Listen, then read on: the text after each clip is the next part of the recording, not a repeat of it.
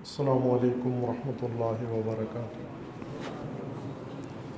اعوذ باللہ من الشیطان الرجیم، بسم اللہ الرحمن الرحیم۔ الحمد للہ والصلاة والسلام علی رسول اللہ وآلہ آل اللہ، واللعنۃ الدائمۃ علی اعدائہم وأعداء اللہ من یوم عداوتہم الی یوم لقاء اللہ۔ اوصیکم عباد اللہ ونفسی بتقوی اللہ، اتقوا اللہ فإن خیر الزاد التقوی۔ بندگان خدا، آپ سب کو اور اپنے نفس کو تقوی الہی کی دعوت دیتا ہوں، تقوی الہی کی نصیحت کرتا ہوں۔ تقوی اختیار کریں کہ خداوند تبارک و تعالی نے انسان کی نجات تقوی میں قرار دی ہے۔ بہترین توشہ و بہترین زاد و راحلہ انسان کے لیے سفر الی اللہ میں تقوی ہے۔ تقوی سے بڑھ کر کوئی ذریعہ قرب الہی کا نہیں ہے۔ خداوند تبارک و تعالی نے انسان کو لباس خلقت عطا فرمایا ہے، اور لباس خلقت کے ہمراہ انسان کو ہدایت کا محتاج پیدا کیا ہے۔ ہدایت کا سفر طے کر کے انسان مقصد خلقت تک پہنچے گا۔ اگر سفر ہدایت انسان نے طے نہ کیا، اسی ابتدائی خلقت کے پہلے مرحلے میں رہ جائے گا۔ جس طرح ہم یوں فرض کریں کہ قرآن کریم میں اللہ تعالیٰ نے خلقت کی مثال بھی یہی دی ہے کہ جس طرح سے مٹی کے برتن بنانے والا شخص جو مٹی سے برتن بناتا ہے، وہ پہلے خشک مٹی کو بھگوتا ہے، پانی میں تر کرتا ہے، اور کچھ عرصہ اس کو رکھتا ہے تاکہ یہ مٹی اس قابل ہو جائے کہ کوئی شکل اگر دینا چاہے اسے اپنا لے۔ اگر یہ شخص اس مٹی کو گوندھ کے گارا بنا کے تین بنا کر اس کو رکھ دے اور یہ سمجھے کہ میرا مقصد حاصل ہو گیا ہے، اس سے کوئی برتن نہ بنائے اور نہ بنے، مٹی اپنی ابتدائی حالت میں رہے، جس مقصود کے لیے اس نے خاک و تراب اکٹھی کی تھی، جمع کی تھی، وہ حاصل نہیں ہوئی۔ انسان اگر خلقت پا لے اور ہدایت نہ پائے، اس کی مثال ایسی ہی گوندھی ہوئی مٹی کی طرح ہے جو برتن نہ بنے بعد میں، اور اسی طرح گارا ہی رہے۔ وہ لوگ جنہوں نے خلقت تو خدا سے لے لی لیکن ہدایت خدا نہیں لی، ان کی مثال قرآن یہی دیتا ہے کہ وہ اسی گوندھی ہوئی مٹی کی طرح ہیں جن سے کچھ بھی نہیں بنا، انسان نہیں بن سکے اور مقصود خلقت تک نہیں پہنچ سکے۔ مقصود خلقت تک پہنچنے کے لیے ہدایت کا خوبصورت، زیبا، حسین نظام اللہ تعالیٰ نے انسان کے لیے مقرر کیا ہے، اور بہت ہی حسن سیرت کے مالک انبیاء و اوصیاء و ائمہ و علماء، انہیں مامور کیا ہے تبلیغ دین و تبلیغ نظام ہدایت پر۔ ہدایت کا یہ حسین و زیبا نظام و خوبصورت نظام جو قرآن کے اندر بند ہے اور ابھی باہر نہیں نکالا گیا، چونکہ جن کا کام تھا قرآن سے یہ زیبا خوبصورت نظام نکال کر لوگوں کو پہنچائیں، ان کی مصروفیات اور زیادہ ہیں، وقت نہیں مل سکا تاکہ قرآن کے اندر پنہان چھپا ہوا ایسا خوبصورت نظام بشریت کو پہنچائیں جن کے لیے مقرر کیا گیا تھا۔ اس نظام ہدایت میں اللہ تعالیٰ نے انسان کے لیے ایک باب معرفت کا رکھا ہے، علم کا۔ علم و معرفت کے بغیر ہدایت محال ہے۔ دوسرا ایک اور نظام، علم و معرفت کے بعد، آگاہی کے بعد انسان کے لیے عبادات کا ایک نظام اللہ نے مقرر کیا ہے۔ عبادات کے نظام میں سب سے حسین عبادت نماز کو قرار دیا ہے، اور نماز کی مختلف شکلیں بنائی ہیں، ایک ہی طرح سے نماز نہیں رکھی، بلکہ نماز یومیہ ہے، نماز جمعہ کی ہے، نماز عید کی ہے، وہ نماز آیات و دیگر واجب نمازیں انہیں نماز کی صورت میں مقرر کیا ہے، اور نمازوں میں بھی ایک حسین نماز جو ہدایت انسان کے لیے اہم فریضہ اس کے ذمے ہے، اور وہ فریضہ ہے کہ انسانوں سے مومن بنانا و مومن معاشرہ بنانا، امت بنانا، یہ نماز جمعہ کا فریضہ ہے۔ نماز جمعہ مومن سازی کرے گا، امت بنائے گا، اور پھر عالمی امت بنانے کا فریضہ حج کے ذمے ہے۔ ہر بلد میں، ہر ملک کے اندر نماز جمعہ کا فریضہ ہے، امام جمعہ کا فریضہ ہے، شرکائے نماز جمعہ کا فریضہ ہے کہ وہ مومن معاشرہ بنائیں، امت بنائیں، اس بلد کی امت بنے گی، اور یہ امت بلد سال میں ایک مرتبہ امت جہان و عالمی امت سے متصل ہوگی، اس کا نام حج ہے۔ یہ ترتیب ہے نماز کے اندر، نماز جماعت و نماز جمعہ کے اندر۔ جماعت و جمعہ ہر دو جم سے ہیں، اور جم کا مطلب یعنی امت کے اجتماع کا دن، امت سازی کا مرحلہ اور امت سازی کا عمل۔ امت سازی کے عمل میں رکن اول خطیب جمعہ کے لیے، چونکہ نماز جمعہ دو حصوں پر تقسیم کر دی گئی ہے، 2 رکعت ہیں اس کے اندر اور 2 خطبے، اور 2 خطبے 2 رکعت کی طرح ہیں۔ ان کے اندر بھی وہی توجہ، وہی نیت چاہیے۔ خطبوں کے اندر کوئی حرکت نہیں کر سکتے آپ، جس طرح رکعات کے اندر کچھ نہیں کر سکتے، بلکہ روایات میں ہے کہ خطبے کے اندر اگر انسان نے قبلہ سے رخ موڑ لیا، پیچھے دیکھنا شروع کر دیا، دائیں بائیں دیکھنا شروع کر دیا، اس کی نماز جمعہ میں اشکال ہے۔ جب تک خطبہ ہو رہا ہے قبلہ کی طرف رہے، اس کا رخ قبلہ رخ ہو کر بیٹھے اور اپنا چہرہ دائیں بائیں نہ گمائے۔ جس طرح نماز کے اندر کچھ چیزیں ممنوع ہیں، اسی طرح خطبے کے اندر بھی وہ چیزیں ممنوع ہیں۔ وہاں تک خطبوں کے اندر توجہ اتنی ضروری ہے کہ آپ نماز نہیں پڑھ سکتے خطبے کے دوران، نماز تحیت مسجد ہو یا نماز قضا ہو یا نماز مستحب و نافلہ، خطبے کے دوران نہیں پڑھ سکتے، چونکہ خطبہ خود نماز ہے، نماز کا حصہ و اہم جز ہے، رکھا گیا ہے۔ 2 رکعت زور کی کم کر کے اس کی جگہ 2 رکعت نماز جمعہ و 2 خطبے ہیں۔ خطبے کس لیے ہیں؟ تاکہ یہی اہم امر امام مسلمین و امیر مسلمین و مومنین انجام دے۔ واجبات خطیب نماز جمعہ میں سے ایک یہ ہے کہ تقوی کی ہدایت کرے، وہ تقوی کی وصیت کرے، تقوی کی دعوت دے، تقوی کی تشریح کرے، تفسیر کرے، اور تقوی کو اس طرح پیش کرے کہ مومنین عملی زندگی میں تقوی اختیار کر سکے، وہ متقی بن سکیں۔ قرآن کریم نے تقوی کی سب سے زیادہ تفسیر کی ہے، مفصل بیان قرآن کریم میں ہے۔ آپ کی خدمت میں قرآن کریم میں سے وہ آیات بیان ہو رہی تھیں جنہوں نے متقین کا مقام ذکر کیا ہے۔ آغاز میں اشارہ کیا تھا کہ دین کے مطالعہ سے و دین میں غور و فکر سے انسان اس نتیجے پہ پہنچ جاتا ہے، یقین ہو جاتا ہے کہ خداوند تبارک و تعالیٰ نے ہر چیز کو تقوی کے ساتھ مشروط قرار دیا ہے۔ ہر چیز تقوی کے ساتھ انسان کی مشروط ہے۔ کچھ چیزیں البتہ تقوی کے ساتھ مشروط نہیں ہیں، جن کی طرف ابھی اشارہ کروں گا میں، بھلے ان کے لیے تقوی کی ضرورت نہیں ہے، ان کے لیے صرف پیٹ چاہیے، منہ چاہیے اور اشتہا چاہیے، بھوک چاہیے، تقوی نہیں چاہیے۔ اس لیے اللہ نے وہ چیزیں عام کر دی ہیں، حیوانوں کے لیے بھی اور انسانوں کے لیے بھی۔ متقیوں کو بھی دیتا ہے، دوسروں کو بھی دیتا ہے، چونکہ خداوند تبارک و تعالیٰ نے ان کو خلق کیا ہے۔ جیسے مثلا غلہ دینا، اس کے لیے تقوی کی ضرورت نہیں ہے، مال دینا تقوی نہیں چاہیے اس کے لیے، لیکن انسانی مقامات دنیا و آخرت میں مشروط ہیں تقوی کے ساتھ۔ وہ آیات جن کے اندر اللہ تعالیٰ نے تقوی و متقین کا مقام ذکر کیا ہے کہ متقی کون لوگ ہیں، وہ کیسے لوگ ہیں، اور متقی بننے سے کیا نصیب ہوتا ہے، ان آیات کو ہم مشاہدہ کر رہے تھے خطبات نماز جمعہ میں، جن میں سے آج آپ کی خدمت میں سورہ مبارکہ آل عمران کی آیات 76 پیش کی جائے گی۔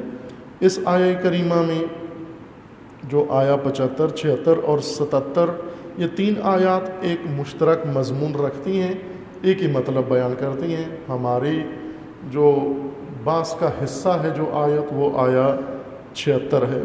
سورہ مبارکہ آل عمران میں اللہ تعالیٰ کا فرمانا ہے اعوذ باللہ من الشیطان الرجیم وَمِنْ أَهْلِ الْكِتَابِ مَنْ إِنْ تَأْمَنْهُ بِقِنْطَارٍ يُؤَدِّهِ إِلَيْكَ وَمِنْهُمْ مَنْ إِنْ تَأْمَنْهُ بِدِينَارٍ لَا يُؤَدِّهِ إِلَيْكَ إِلَّا مَا دُمْتَ عَلَيْهِ قَائِمًا ذَلِكَ بِأَنَّهُمْ قَالُوا لَيْسَ عَلَيْنَا فِي الْأُمِّيِّينَ سَبِيلٌ وَيَقُولُونَ عَلَى اللَّهِ الْكَذِبَ وَهُمْ يَعْلَمُونَ۔ یہ پہلی آیت ہے، آیا 75۔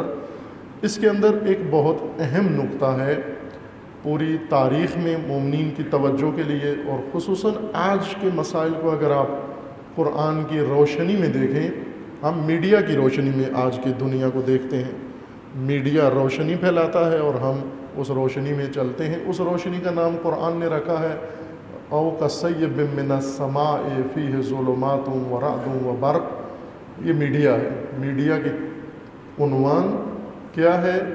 ایسی کالی گھٹا جس میں ظلمت ہے، جس میں آندھی ہے، جس میں بجلی کی کڑک ہے اور جس میں بجلی کی چمک ہے، اور نادان بجلی کی چمک، آسمانی بجلی کی چمک کو روشنی سمجھتے ہیں۔ جب چمکتی ہے تو وہ سمجھتے ہیں کہ ہمیں راستہ نظر آ گیا ہے، ہمیں مسئلہ سمجھ میں آ گیا ہے، ہمارے لیے حقیقت کھل گئی ہے، اب آ کے ہم قوم کو بتا سکتے ہیں اصل ماجرا کیا ہے۔ قرآن فرماتے ہیں نا، یہ کالی گھٹا ہے، ظلمت ہے، اور اس کے اندر اندھوں کو یہ بجلی چمکتی ہوئی جو نابودی کے لیے ہے، یہ انہیں امید کی کرن لگتی ہے جو غلط ہے۔ بس ہم میڈیا کی روشنی میں نہ کہیں بلکہ میڈیا کی ظلمت میں حالات کا جائزہ لیتے ہیں، اس لیے حالات ہمیں سمجھ میں نہیں آتے اور کنفیوز رہتے ہیں ہمیشہ۔ قرآن کی روشنی، چونکہ قرآن نور ہے، قرآن کے اسماء میں سے، ناموں میں سے ایک نام نور ہے کہ خداوند تبارک و تعالیٰ نے رسول اللہ صلی اللہ علیہ وآلہ وسلم کی ذات گرامی پر یہ نور نازل کیا ہے، قلب نورانی رسول اللہ پر۔ قرآن سے انسان کو نور حاصل ہوتا ہے، وہ میسر آتا ہے۔ اس نور کی روشنی میں ہم نے حرکت کرنی ہے، وہ سفر کرنا ہے۔ یہ نور آج کے حالات بتاتا ہے قرآن۔ اب آیت کا میں معنی کرتا ہوں، آپ اس کی روشنی میں موجودہ حالات کو دیکھیں کہ اس وقت آپ کے ساتھ کیا ہو رہا ہے۔ سورہ آل عمران کی آیا 75 میں ہے کہ وَمِنْ أَهْلِ الْكِتَابِ، اہل کتاب میں سے کچھ لوگ، کچھ طبقات ایسے ہیں۔ اہل کتاب انہیں کہا جاتا ہے کہ جن کے نبی کے اوپر، وہ قوم جس کے پیغمبر و نبی کے اوپر آسمانی کتاب نازل ہوئی ہے، جیسے تورات، جیسے انجیل اور جیسے زبور اور دیگر آسمانی صحیفے، ان لوگوں کو اہل کتاب کہا جاتا ہے۔ ہمارے زمانے میں یہود اور نصارہ، عیسائی اور یہودی اہل کتاب سمجھے جاتے ہیں موجودہ ملتوں میں اور ادیان میں۔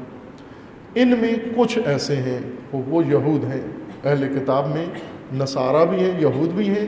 یہود و نصارہ میں سے کچھ ایسے لوگ ہیں جن کا تفکر و سوچ یہ ہے، من ان تأمنہ بقنطار یؤدہ الیک، اگر یہ اہل کتاب، ان کے پاس آپ امانت رکھیں،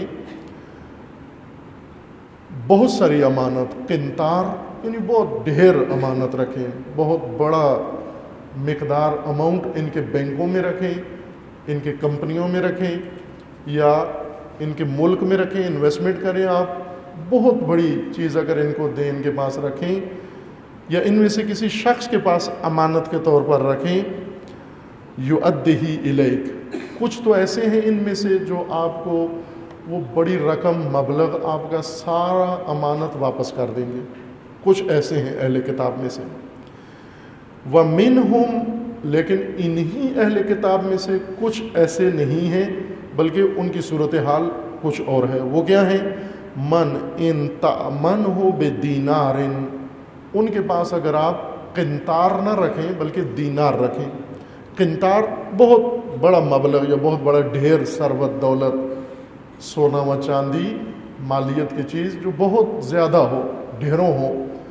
دینار یعنی ایک روپیہ، چند روپے، $1 ان کے پاس آپ رکھیں امانت کے طور پر۔ دو مثالیں قرآن دے رہا ہے. ایک یہ ہے کہ آپ بہت بڑی رقم کسی کے پاس امانت رکھیں اہل کتاب میں سے، اور ایک یہ ہے کہ نا معمولی سی رقم ان کے پاس امانت کے طور پر رکھیں. 1 دینار $1 ان کے پاس رکھیں آپ. پہلا طبقہ اتنی بڑی رقم امانت ان کے پاس ہے، یہ وہ لوٹا دیں گے آپ کو، واپس کر دیں گے آپ کو، خیانت نہیں کریں گے، کھائیں گے نہیں. کچھ ایسے ہیں اہل کتاب میں سے. لیکن کچھ اہل کتاب ایسے ہیں کہ بھاری رقم نہ بھی رکھیں، $1 $1 1 دینار ان کے پاس امانت کے طور پر رکھیں، وہ آپ کو ہرگز واپس نہیں کریں گے، نہیں لوٹائیں گے. کیوں نہیں لوٹائیں گے؟ انکار کر دیں گے کہ آپ نے رکھی ہی نہیں امانت ہمارے پاس. نہ، وہ کہتے ہیں آپ نے رکھی ہے امانت، لیکن ہم آپ کو لوٹانے کے ذمہ دار نہیں ہیں. کیوں نہیں ہیں آپ؟ کیوں نہیں لوٹاتے مسلمان کو اس کا پیسہ؟ الا ما دمت علیہ قائما، یہ اس وقت تک نہیں پلٹائیں گے آپ کو اور یہ رقم جب تک آپ سوار نہ ہو جائیں ان کے اوپر، کھڑے نہ ہو جائیں ان کے مقابلے میں، اور اصرار کریں کہ ہم نے ہر قیمت پر اور ہر صورت میں یہ رقم آپ سے واپس لینی ہے. بہت زیادہ اصرار کے بعد ممکن ہے پھر آپ کو لوٹا دیں. کیوں ان کے اندر یہ تفکر موجود ہے؟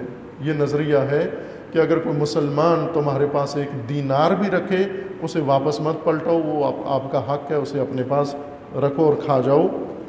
ذالک بانہم قالوا، اس لیے کہ ان کا نظریہ یہ ہے، سوچ یہ ہے، منطق یہ ہے، نہ کہ انہوں نے ایک دفعہ یہ کہا ہے، بلکہ ان کا نظریہ سوچ یہ ہے مسلمانوں کے بارے میں، بِأَنَّهُمْ قَالُوا لَيْسَ عَلَيْنَا فِي الْأُمِّيِّينَ سَبِيلٌ، مسلمانوں کو ہم پر کوئی حق نہیں حاصل، کسی قسم کا حق نہیں ہے. ان کی زمین آپ لے لو، ان کو حق نہیں بنتا کہ آپ سے زمین واپس مانگے. ان کی رقم آپ لے لو، آپ جواب دہ نہیں ہو، یہ رقم آپ کی ہے اور یہ آپ کا حق ہے، یہ رقم آپ ان سے لے لیں اور کھا جائیں، بالکل ان کو واپس نہ کریں. کیوں نہ کریں؟ چونکہ امیوں کو اہل کتاب پر کوئی حق حاصل نہیں ہے. امی ان لوگوں کو کہا جاتا ہے جو اہل کتاب نہ ہو، جن کے پاس آسمانی کتاب نہ ہو. چونکہ ان کے پاس تورات و انجیل تھی، یہ دوسروں کو امی کہتے تھے. جس طرح قرآن کریم نے بھی بت پرستوں کو اور بعض لوگوں کو امی کہا ہے، جو اہل کتاب نہیں ہے، آسمانی دین ان کے پاس نہیں آیا. یہ مسلمانوں کو اہل کتاب امی کہتے ہیں، اپنے آپ کو کہتے ہیں ہم صاحب کتاب ہیں، اور ان کے پاس کوئی کتاب نہیں ہے، چونکہ اسلام کو نہیں مانتے وہ، قرآن کو، اس لیے ان کو امی کہتے ہیں. امیوں کو ہم پر کوئی حق حاصل نہیں ہے، یہ ان کی سوچ ہے. وَيَقُولُونَ عَلَى اللَّهِ الْكَذِبَ، اور یہ بات جو کرتے ہیں کہ امیوں کو، مسلمانوں کو ہم پر کوئی حق حاصل نہیں، ہم ان کے اموال لے لیں، زمینیں لے لیں، ان کے مبلغ لے لیں، قرض لے لیں اور واپس نہ لوٹائیں، اور یہ خدا نے حق و اختیار ہمیں دیا ہے. ان کا یہ کہنا ہے، چونکہ اہل کتاب خصوصاً یہود یہ بڑے چہیتے ہیں اللہ کے. جس طرح سورہ جمعہ میں ہے کہ یہود کا یہ کہنا ہے کہ نحن اولیاء اللہ، قل یا ایھا الذین ہادوا ان زعمتم انکم اولیاء للہ من دون الناس فتمنوا الموت ان کنتم صادقین. اے وہ لوگوں جو یہودی ہو گئے ہو اور دعویٰ یہ رکھتے ہو کہ ہم اولیاء اللہ ہیں. یہود اس طرح کا اپنے بارے میں گمان رکھتے تھے، اور اس گمان کے مطابق وہ یہ کہتے تھے کہ اللہ نے باقی ساری قوموں کو ہماری خدمت کے لیے پیدا کیا ہے، اور ہمیں ساری قوموں پر سرداری اور حکومت کے لیے پیدا کیا ہے، اس لیے سب کا کام ہے ہمیں دینا، ہمارا کام نہیں ہے کسی کو لوٹانا. یہ تفکر جو آج کل پاکستان میں مخدوموں کے اندر پایا جاتا ہے، مخدوم بہت ہیں پاکستان میں، سارے کوشش ہے جو سید و غیر سید سب نے اپنے نام کے ساتھ مخدوم ضرور لکھنا ہوتا ہے. جس کے پاس 2 پیسے آ جائیں، گاڑی آ جائے، وہ مخدوم بن جاتا ہے. مخدوم یعنی جو خدمت کروائے، خادم خدمت کرنے والا. مخدومی تصور یہ ہے کہ باقی ساری رعایا ہے، انہوں نے ہمارے لیے محنت کرنی ہے، ہمارے کھیتوں میں کام کریں، گھروں میں کام کریں، اس کام کے بدلے ان کا کوئی حق بنتا ہے ہمارے اوپر؟ نہ، نہیں بنتا. کیوں نہیں بنتا؟ اس لیے کہ ان کا فریضہ یہ ہے، اللہ نے ان کو پیدا کیا ہے خادم، ہمیں پیدا کیا مخدوم۔ یہ گمراہ تصور یہود کا ہے، بنی اسرائیل کا ہے۔ وہ یہ کہتے تھے کہ اللہ نے ہمیں مخدوم بنایا ہے، باقی تمام انسانوں کو خادم، لہٰذا ان کے مال اموال اگر ہمارے پاس آ جاتے ہیں، خصوصاً مسلمانوں کے، ہم روادار نہیں ہیں، ان کو لوٹانے کے لیے پابند نہیں ہیں، اور نہ ہی یہ اموال ہم نے ان کو واپس کرنے ہیں۔ یہ یہود کی نفسیات ہے اور سوچ ہے جو قرآن پیش کر رہا ہے۔ وَهُمْ يَعْلَمُونَ، اور انہیں پتہ بھی ہے کہ یہ جھوٹ ہے، یہ من گڑھت انہوں نے اللہ سے نسبت دے کر ایک جھوٹ گڑھ لیا ہے، اور اس کے ذریعے سے سب کے اموال کو غصب کر کے کھا پی رہے ہیں، لوٹ رہے ہیں۔ یہ لوٹ جو آج آپ امریکہ کیا سوچے، امریکہ کی آپ سوچیں، دیکھیں کیا امریکہ یہ سوچتا ہے کہ کسی اور ملک و قوم کا ہمارے اوپر کوئی حق بنتا ہے؟ امریکہ کا حق ساری دنیا پر بنتا ہے، کسی کا حق امریکہ پر نہیں بنتا۔ کوئی دنیا میں کسی جگہ بھی کچھ کرے، امریکہ کا حق بنتا ہے اس کو آگے اٹھا کے لے جائے، لیکن امریکی اگر پاکستان میں بھی کوئی غلطی کرے، قتل کرے، تو کسی کا حق نہیں بنتا اس امریکی کو ہاتھ لگائے۔ یہ تفکر ہے ان کا۔ لیس للأمیین علینا سبیل، کسی امی کو، مسلمان ملک کو یا دوسروں کو ہم پر کوئی حق حاصل نہیں ہے۔ کیوں کہ ہم مخدوم جہان ہیں، ہم سردار ہیں، ہم نے دنیا پر حکومت کرنی ہے، ہمیں دنیا کے لیے یہ حق اللہ نے ہمیں دیا ہے۔ کیوں دیا ہے؟ چونکہ طاقت ہمارے پاس ہے، جس کو طاقت حاصل ہے وہی حقدار بھی ہے، حق و طاقت مساوی ہیں آپس میں۔ یہ ان کے سب سے بڑے فیلسوف کا نظریہ ہے، وہی فیلسوف جس سے بعض ہمارے روشن فکر معاب لوگ اور مغرب زدہ بڑے متاثر ہیں۔ حکیم نیٹشے، جن کا تذکرہ علامہ اقبال نے اپنے کلام میں کیا ہوا ہے زیادہ، یہ نظریہ اس نے دیا تھا کہ حق مساوی ہے طاقت کے ساتھ، طاقت اور حق ایک ہی چیز کے دو نام ہیں، جہاں طاقت ہے وہاں حق ہے، جس میں طاقت نہیں ہے وہ حق بھی نہیں ہے، وہ اصل سرے سے حق نہیں ہے، حق وہی ہے جو طاقت ہے۔ اس نظریے کی بنیاد پر انہوں نے یہ نظام قائم کیا، نظام سلطہ، نظام استعماری، نظام استکباری۔ قرآن اس سوچ کی بنیاد بتا رہا ہے، ان کے ذہنوں کے اندر یہ بیٹھا ہوا ہے، ہمیں ساری دنیا پر حق پہنچتا ہے اور کسی کو ہمارے اوپر کوئی حق حاصل نہیں ہے۔ اس لیے آج ہر ایک سے مطالبہ کرتے ہیں، ہر ایک سے دھونس دیتے ہیں، لیکن کوئی انہیں نہیں پوچھ سکتا کہ آپ کیا کرتے۔ ساری دنیا میں حقوق بشر کے ٹھیکیدار بنے ہوئے ہیں، ساری دنیا میں یہ امن کے ٹھیکیدار بنے ہوئے ہیں، قتل عام کرتے ہیں۔ اگر کوئی مثلا کسی ملک کے اندر، فرض کر لیں پاکستان کے اندر، مجرموں کو پھانسی دی جا رہی ہے، یہ وہاں سے بیان دیتے ہیں انسانیت کی خلاف ورزی اور یہ مجرم کو پھانسی دینا، خود ایک ہی دن میں ملین انسانوں کو ذبح کر دیتے ہیں، اور کوئی ملک یہ نہیں پوچھ سکتا کہ آپ نے کیوں کیا ہے یہ کام۔ کیوں؟ لیس للأمیین علینا سبیل۔ قرآن کہتا ہے ان کی سوچ، کھوپڑی میں یہ بات گھسی ہوئی ہے کہ امیین کو ہمارے اوپر کوئی حق حاصل نہیں ہے، یہ ان کی غلط سوچ ہے۔ بلا، اس کے بعد قرآن کریم کا فرمانا ہے بلا من اوفی بعہدہ، جس نے وفا کی اپنے عہد کے ساتھ، واتقى، اور تقوی اختیار کیا، فإن اللہ یحب المتقین، تو وہ جان لے کہ خدا متقیوں کو پسند کرتا ہے، حب رکھتا ہے۔ اللہ کی پسندیدہ مخلوق متقی ہیں۔ جب خدا کی پسندیدہ لوگ متقی ہیں، دوسرے اس لسٹ سے نکل جاتے ہیں۔ باتقوی انسان خدا کی پسندیدہ مخلوق ہے۔ یہ خود ایک اہم موضوع ہے، خدا کی پسندیدہ مخلوق کون ہے اور کیسے بنا جا سکتا ہے۔ قرآن کریم نے اس راز سے پردہ اٹھایا، وضاحت کی، تشریح فرمائی کہ کس طرح انسان اللہ کی پسندیدہ مخلوق بن سکتا ہے۔ جس طرح سورہ مائدہ میں ہے، بعض مومنوں کو خطاب ہے، یا ایھا الذین آمنوا من یرتد منکم عن دینہ، اے مومنوں تم میں سے جو دین چھوڑ گیا، فسوف یأتی اللہ بقوم یحبہم ویحبونہ، خدا تمہیں چھوڑ دے گا، تم نے اگر دین چھوڑ دیا خدا تمہیں چھوڑ دے گا۔ اور خدا تمہارے بجائے تمہارے بدلے وہ قوم لے کر آئے گا کہ جو خدا سے حب رکھتے ہیں اور خدا ان سے حب رکھتا ہے، جن کا رابطہ خدا کے ساتھ عاشقانہ رابطہ ہے، محبت کا تعلق ہے خدا کی ذات کے ساتھ، وہ قوم آ جائے گی، یعنی خدا کی پسندیدہ قوم آ جائے گی۔ اب ہم کیا ہیں؟ تم مخلوق ہو، پسندیدہ نہیں ہو۔ احب الامور الی اللہ، احب الاشیاء الی اللہ، احب العباد الی اللہ، احب الاعمال الی اللہ، اللہ کے سب سے پسندیدہ امور۔ یہ مومن کی ڈائری میں معلوم ہونا چاہیے خدا کو سب سے زیادہ کیا پسند ہے۔ اللہ کو اشیاء میں سب سے زیادہ پسند کیا ہے؟ اللہ کو بندوں میں سب سے عزیز و قریب و محبوب بندہ کون سا ہے؟ اللہ کو اعمال میں سے سب سے پسندیدہ عمل خدا کے ہاں کون سا ہے؟ یہ مومن کو معلوم ہونا چاہیے کہ خدا کو کیا پسند ہے۔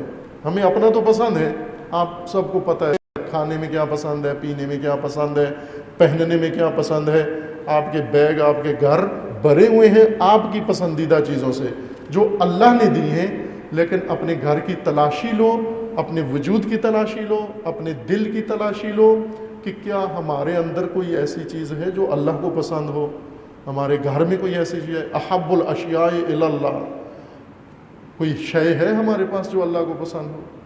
احب الاعمال الی اللہ، کوئی عمل میرا ہے جو اللہ کو پسند ہو۔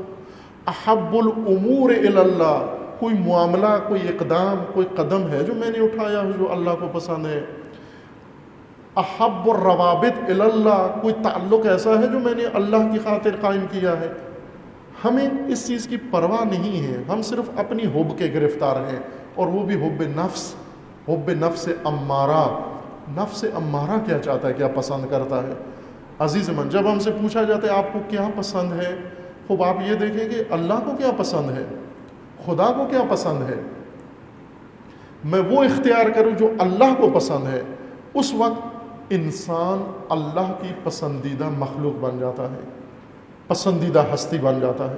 جس طرح امیر المومنین کا فرمانا ہے کہ اے پروردگار، تو وہی رب ہے جو علی کو چاہیے تھا، اب تو بتا کہ علی وہی بندہ ہے جو تجھے چاہیے تھا۔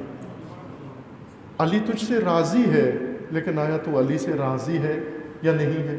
میں اپنے آپ کو وہاں پہنچا سکا؟ نہیں پہنچا سکا۔ اب یہ سوال ہر مومن اپنے آپ سے کرے کہ خدا کے پسندیدہ امور میں سے میرے پاس کیا ہے، خدا کے پسندیدہ اعمال میں سے میرے عمل میں کیا ہے، میرے گھر میں کیا ہے۔ جا کر تلاشی لو آج اپنے گھر کی، احب الامور الی اللہ کتنے ہیں، جستجو کریں اپنے وجود کے اندر۔ ان متقین، ان محبوب ترین مخلوقات میں سے اللہ کے ہاں متقی ہیں، سر فہرست سب سے اوپر محبوبین و محبین میں متقین کا نام آتا ہے۔ با تقوی لوگ، با تقوی معاشرہ، با تقوی امت خدا کو پسند ہے۔ اس آیہ میں خوبصورت مطالب ہیں۔ بلا من اوفا بعہدہ، جس نے اپنا عہد وفا کیا، پورا کیا۔ جو بھی عہد کرنا ہو، یہ عہد بہت اہم چیز ہے، انسانیت کا پیمانہ ہے، میزان ہے۔ اللہ کے ساتھ عہد، آپس میں عہد، اس آیت کے اندر اشارہ ہے حتیٰ کافر کے ساتھ بھی اگر عہد کیا ہے پورا کرو۔ کافر اگر عہد پورا کرتا ہے اب آپ بھی اس کے ساتھ عہد پورا کریں، اور اگر آپ نے کافر کے ساتھ عہد کیا ہے اپنا عہد پورا کرو۔ یہ جو ملازمین ہیں کفار کے ہاں، غیر مسلمانوں کے، انہوں نے فتوے لے رکھے ہیں کہ چونکہ وہ غیر مسلم ہیں، چونکہ یہودی کمپنیاں ہیں، چونکہ فلاں کمپنیاں ہیں، لہٰذا ان میں کام پہ بھی نہ جاؤ، ڈنڈی مارو اور چوری بھی کرو، فراڈ بھی کرو، چونکہ جائز ہے مسلمانوں کے لیے سب کچھ۔ یہ جواب ہے اس تفکر کا۔ یہودیوں کا کہنا یہ ہے کہ امیوں کو ہم پر کوئی حق حاصل نہیں ہے، ان کو یہ فتویٰ دیا گیا ہے کہ ان کو بھی تم پر کوئی حق حاصل نہیں ہے، ان کی کمپنی میں رہ کر چوری کر سکتے ہو۔ غلط ہے، یہ دین اجازت نہیں دیتا۔ اگر عہد ہے تمہارا کسی کے ساتھ، اس عہد کو پورا کرو، عہد وفا کرو۔ عہد کی بڑی اہمیت ہے، قرآن کریم نے سراہا ہے ان لوگوں کو جو عہد پورا کرتے ہیں، اور سخت ترین مذمت لعنت ان لوگوں پر کی ہے جو عہد توڑتے ہیں، ناقصین عہد، الذین ینقضون عہدہم، وہ لوگ جو عہد خدا نقض کرتے ہیں، وہ توڑتے ہیں، وہ ملعون ہے خدا کی بارگاہ میں۔ جو عہد کرو پورا کرو۔ متقی بننے کا ایک اہم رکن عہد پورا کرنا ہے۔ جو انسان عہد کرتا ہے اسے متعہد کہتے ہیں۔ یہ قرآنی اصطلاحات ہیں، انہیں مانوس بھی ہوں، سنیں بھی اور بول چال میں استعمال کریں ہم۔ جس طرح مادری زبان کی بہت ساری اصطلاحات ہماری زبانوں پہ چڑھ گئی ہیں، وہ گھروں میں جاتے ہیں تو ماں باپ کے ساتھ ماں باپ بھی جواباً انگلش اصطلاحیں بولتے ہیں ہم ایک دوسرے کے ساتھ۔ قرآنی زبان سیکھو، قرآنی اصطلاحات میں بات چیت کرو، روزمرہ کی، روزمرہ باتوں میں عہد، متعہد، یہ چیزیں استعمال کرو جس طرح اہل تعہد استعمال کرتے ہیں۔ عہد کہتے ہیں ذمہ داری کو، وہ انسان جو خدا کے سامنے، خدا کی بارگاہ میں اپنے دوش پر کوئی ذمہ داری لے لے، اس کو کہتے ہیں باعہد انسان، متعہد انسان۔ اگر عہد نہ رکھتا ہو اس کی سخت مذمت کی گئی ہے۔ غیر متعہد، اس کو قرآن کہتا ہے یہ انسان نہیں ہے، جو عہد پورا نہیں کرتا، انسانیت کے درجے سے گرا ہوا انسان ہے، یہ انسان نہیں ہے۔ پہلا مرحلہ عہد کرنا۔ دوسرا عہد کو وفا کرنا۔ وفا مکمل ذمہ داری جو اپنے دوش پہ لیے اس کو مکمل ادا کرنا وفا ہے۔ وفا اردو میں استعمال ہوتا ہے، معنی نہیں کرتے ہم۔ بعض جگہ مذہبی ادبیات میں، مذہبی لٹریچر میں بھی وفا کا زیادہ استعمال ہوتا ہے۔ خصوصاً یہ صفت مولود شعبان حضرت ابوالفضل العباس علیہ الصلاۃ والسلام کے لیے استعمال ہوتی ہے کہ عباس با وفا، حضرت کا لقب ہی بن گیا ہے با وفا۔ وفا، وہ وفا کہتے کس کو ہیں؟ اتنا جو ہم سراہتے ہیں حضرت عباس کو کہتے ہیں با وفا، اور وفا کا اتنا تذکرہ کرتے ہیں، اس کا اثر کوئی ہم پر بھی پڑتا ہے یا نہیں؟ ہم بھی با وفا لوگ ہیں یا نہیں؟ وفادار ہیں یا نہیں؟ وفادار بننے کے لیے وفا کا معنی پہلے سمجھیں۔ معنی کیا ہے وفا کے؟ وفا کہتے ہیں کوئی شے پوری مکمل ذرہ برابر چھوڑے بغیر لے لینا، اس کو کہتے ہیں وفا۔ جتنی ہے وہ ساری لے لیں، اس کو کہتے ہیں وفا۔ آپ نے ایک اصطلاح سنی ہوگی کہ عہدے سابقہ حکومتوں میں، مغلیہ دور میں اور دوسروں میں، کچھ لوگوں کے رینک تھے، حکومتی رینک، مستوفی، پڑھا ہوگا آپ نے، لقب بھی ہے بعضوں کا، مستوفی، مستوفی الممالک۔ میڈیا میں نہیں آتا مستوفی کا لفظ، کتابوں میں ہے یہ، اگر آپ نے سنا ہو، پڑھا ہو۔ مستوفی، مستوفی کس کو کہتے ہیں؟ مستوفی وہ مینیجر ہوتا تھا ان کا، جس کا کام لوگوں سے باج لینا ہے، خراج لینا، ٹیکس لینا۔ کیوں اس کو مستوفی کہتے تھے؟ اس لیے کہ یہ مکمل ٹیکس لیتا تھا، ایک پائی نہیں چھوڑتا تھا پیچھے، جتنا حساب کتاب کرتا تھا جہاں کر سارا سمیٹ کر لے آتا تھا۔ مستوفی یعنی ٹیکس لینے میں وفا کرنے والا، مکمل رقم جمع کر کے لا کے حکومتی خزانے میں یا راجہ مہاراجہ کے پاس آ کے جمع کرا دیتا تھا، اس کو مستوفی کہتے تھے۔ یا مثلا وفات، متوفی، متوفی فوت، جو انسان فوت کرتا ہے، وفات ہو جاتی ہے، مر جاتا ہے، اس کو کہتے ہیں متوفی۔ وفا، وفات، وفات یہی ہے کہ ملک الموت آ کر انسان کی روح کو مکمل طور پر سارے داغے، رسیاں، نافیں، جوڑ سارے کاٹ کے، ہر چیز سے ناتا کاٹ کے مکمل طور پر روح کو اپنی گرفت میں لے لیتا ہے، اس کو کہتے ہیں وفات۔ وفا ایک تعلق نہیں پیچھے رہنے دیتا۔ یہ جو خواب میں مرحومین کو دیکھتے ہو، یہ آپ کے خیال نے مرحوم کو آپ کے خیال میں حاضر کیا، ورنہ ملک الموت کسی کو اجازت نہیں دیتا خیال میں بھی آئے۔ اس طرح اس نے اپنی گرفت میں روح کو لے لیا ہے کہ ذرا برابر تعلق اس نے باقی نہیں رہنے دیا دنیا کے ساتھ و امور دنیاوی کے ساتھ۔ یہ وفات ہے۔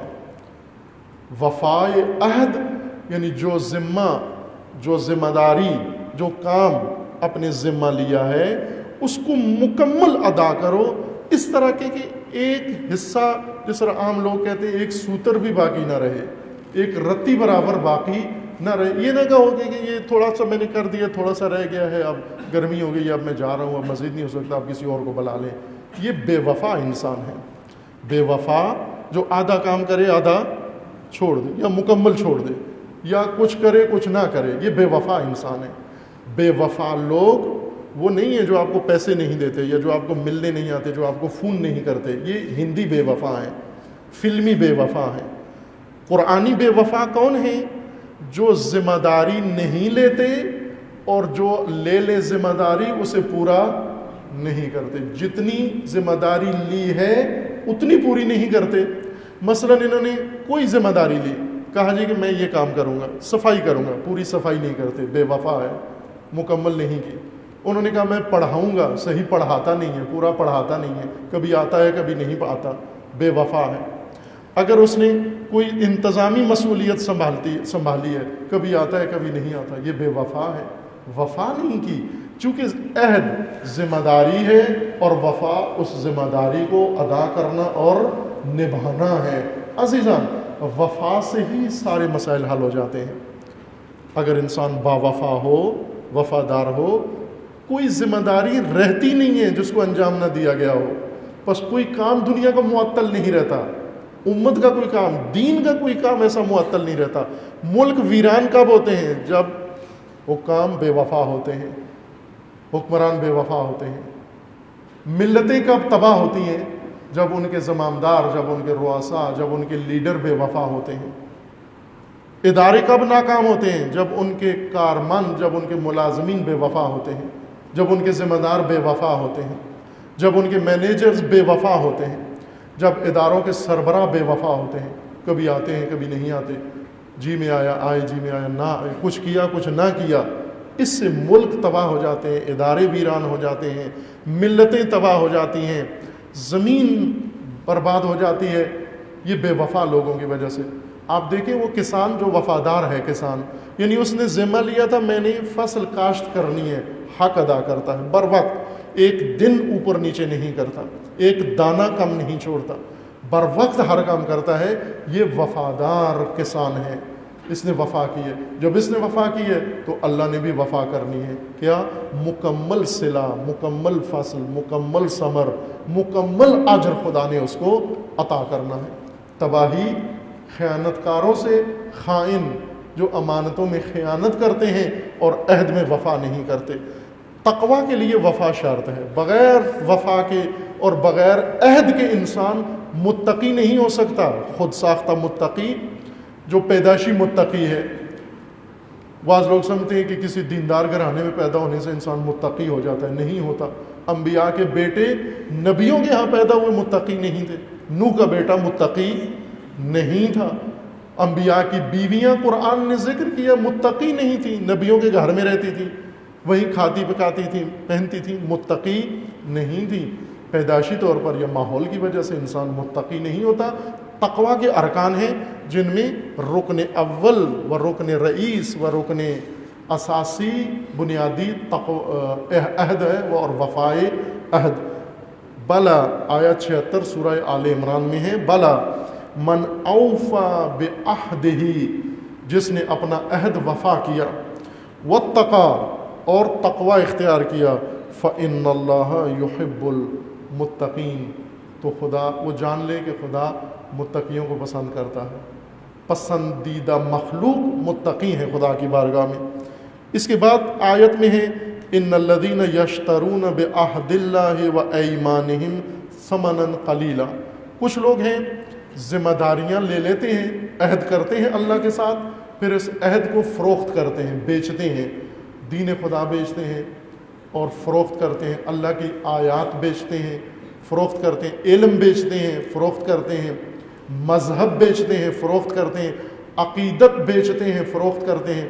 جس طرح ہر ایک کو خدا نے کچھ نہ کچھ تو صلاحیت دی ہوئی. کسی کو آواز اچھی دی ہوئی ہے وہ آواز بیچ رہا ہے، کسی کو شکل اچھی دی ہوئی ہے وہ شکل بیچ رہا ہے.